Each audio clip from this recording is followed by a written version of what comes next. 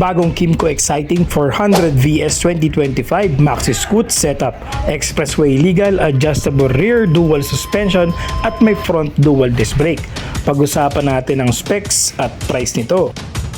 Isa sa mga paborito naming mga pambansang tito ang Maxi Scoot style na ganito dahil mas relax at masarap sa long ride, lalo na kapag galing ka sa manual na motor or yung mga big bike na naka-manual. Itong Kimco 400 VS Maxi Scoot ay pasok sa iyo kung ayaw mo ng manual na big bike, lalo na kapag long ride. Specs niya 400cc single cylinder, single overhead camshaft, 4-stroke 4-valves liquid cooled fuel injected system with Euro 5 engine.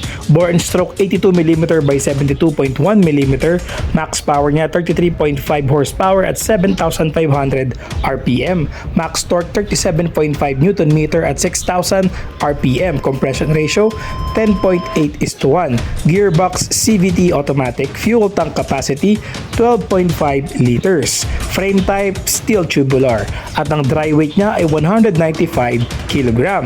Sa kanyang dimension, meron tayong length na 2,190, medyo mahaba, at sa width naman ay 800mm, so medyo malapad din talaga.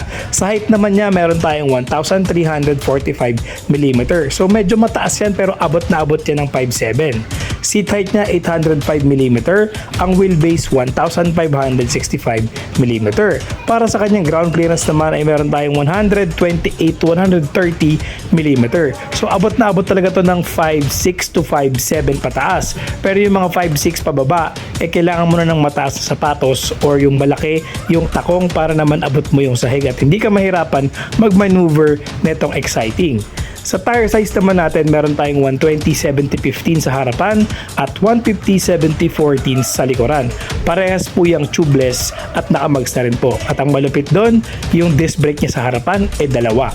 Both tubeless ang kanyang gulong. Suspension naman tayo. Para sa front suspension, meron itong standard telescopic na heavy duty na front suspension. At sa rear naman niya ay dual rear shock absorber oil dump na may adjustable preload or 5-sequence adjustment. So yun yung parang sa height niya na pwede mong i-adjust pataas or pababa.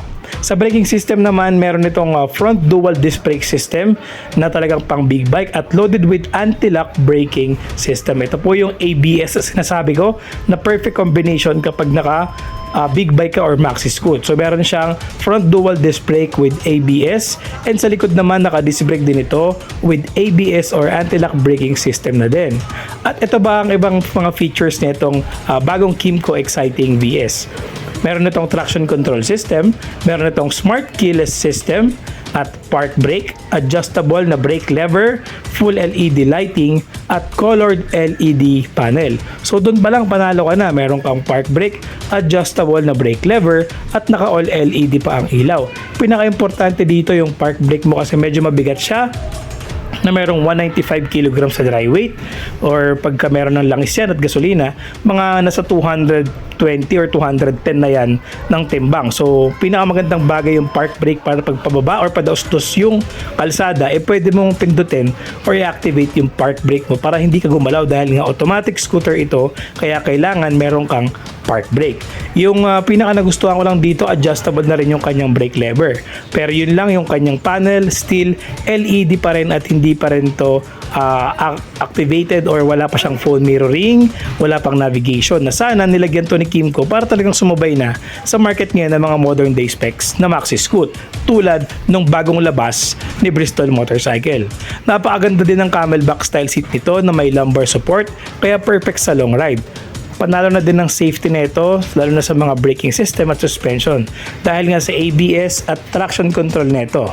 So ngayon, magkano naman kaya ang SRP nito? Meron itong 385 to 390,000 pesos na SRP, depende yan sa dealer na mabibilan mo. At ang final verdict, sulit ba ito compare sa mga bagong labas na Maxi Scoot ni Zontes Philippines under by Bristol Motorcycle?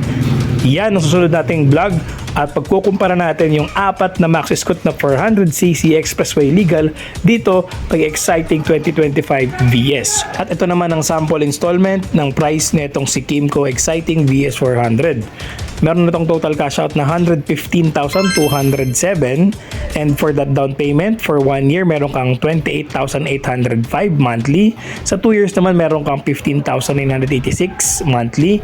And for 3 years naman, kung 36 months mo siya kukunin, meron ka lang 11,774 na monthly amortization for 36 months. Kung sa down payment na 115,207. May rebate pa yung 200 pesos kapag hindi ka na late sa installment or monthly amortization mo. So once again, yun yung kanyang total cash out. Sample lang po yun na down payment. So may iba po yan depende sa pagtatanungan yung dealership.